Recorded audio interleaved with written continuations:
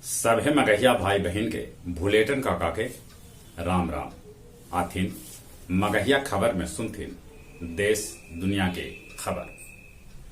पश्चिम बंगाल के 30 सीट और असम के 47 सीट पर कल करावल जाए वोटिंग। संसद के दोनों सदन अनिश्चित काल लेल बंद कर देवल गेल। आज बिहार के मुख्यमंत्री नीतीश कुमार करतन राजगीर में नया रोपवे के साथे नेचुरल सफारी के उद्घाटन। कल पटना में मुख्यमंत्री नीतीश कुमार आर ब्लॉक से जीपीओ गोलंबर तक फ्लाई ओवर के उद्घाटन कैलन।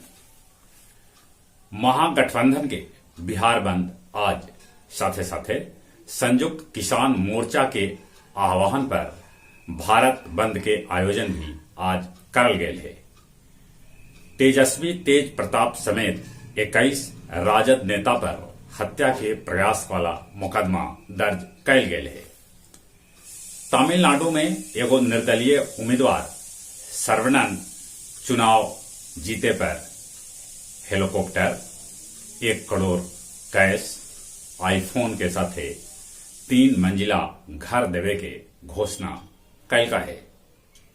बिहार बोर्ड आज 3 बजे जारी करत इंटर के रिजल्ट।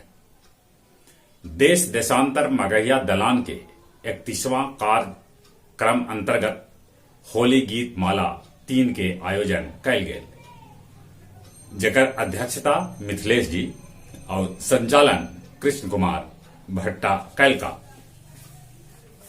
पंचायत चुनाव से पहले बिहार राज्य के 300 पंचायत के अस्तित्व खत्म हो जाए।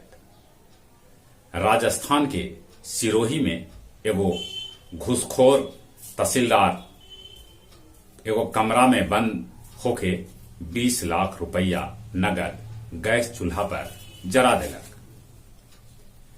अमेरिका पर दबाव बनावे लेल उत्तर कोरिया बाइडेन के राष्ट्रपति संभाले के बाद कैलक मिसाइल परीक्षण। श्रीलंका 54 गो भारतीय मछुआरा के कैलक गिरफ्तार, साथे साथे जहाज भी गिरफ्तार कैल। ऑस्ट्रेलिया में बाढ़ के चलते 40,000 लोग बेघर हो गलन त सैकड़ों के बाढ़ से मौत हो गलन। चीन एलएसी पर सैनिक हटावे के मामला में एकदम से चुप्पी साधले है। पोप कार्लियन के वेतन में 10% के कटौती कैल का है। गया जिला में अधूरा नल जल योजना के विरुद्ध पंचायत के 50 मुखिया के खिलाफ जांच शुरू कैल गेल। लुटुआ इलाका में 5 किलो के आईडी बम बरामद कैल गेल।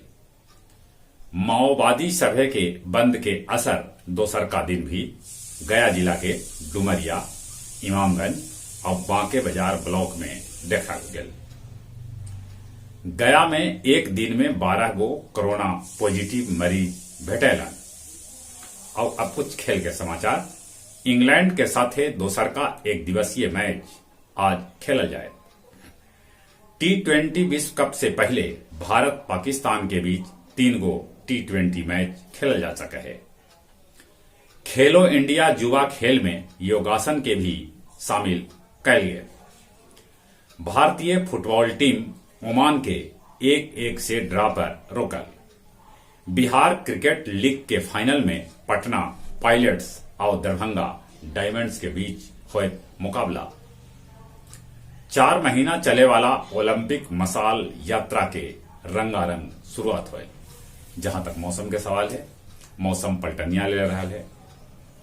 बदलित मौसम से बदलते साथे साथे कोरोना से बचे लेल मुंह और नाक पर मास्क लगाथिन, सोशल डिस्टेंसिंग के पालन करथिन, बाहरे से घरे अला पर निमन से हाथ साबुन से धोथिन।